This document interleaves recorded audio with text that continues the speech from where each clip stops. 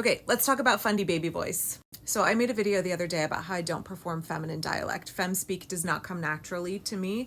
And I got so many affirming comments. Y'all had a lot to say on this subject. And I really want to talk about the Michelle Duggar Fundie baby voice. Now, I talked in my original video about how it's very much a thing in white America, especially white Christian culture. It could be LDS, it could be Catholic, it could be evangelical. There is this cultural standard, this expectation of women to soften, gentle, and raise their voices to a higher pitch. It's part of the very rigid gender expectations that women are supposed to perform to demonstrate that we are passive, submissive, and the weaker vessel. And personally, for me, this has never worked well. I'm 6 feet tall. I'm not a small woman. I don't naturally have a high-pitched voice, and I can have a little bit of a flat aspect.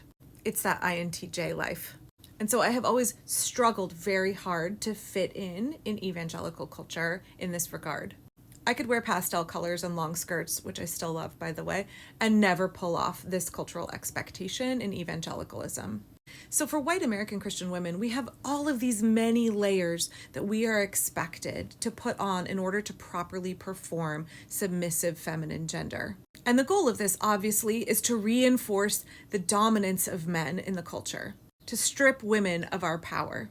We are expected to take up some of our bandwidth in everything we do in everyday life, making sure that we properly perform gender. And part of that is putting on this very sweet, soft spoken voice that's unobtrusive, inoffensive, doesn't step on men's toes, and is very differentiated from the way that men speak. And what a drain that is on our resources to have to constantly have in the back of our head part of our capacity taken up with making sure that we fit this expectation, that we are layering on all of the elements of femininity that are demanded of us. So not only are we expected to perform a role that strips us of our power and authority and autonomy and makes us artificially submissive and subverts our role, puts us beneath men, but because doing that is work, it's labor, it's taking up some of our bandwidth, it is draining our energy and giving us less capacity to do other things. It's really fucking insidious. So not only is his voice basically like impossible for me to perform, but when I see other women doing it, I'm always thinking like, oh girl, how much of your energy are you giving up to the system that's oppressing you? How exhausting is it to never be able to speak in your own natural voice?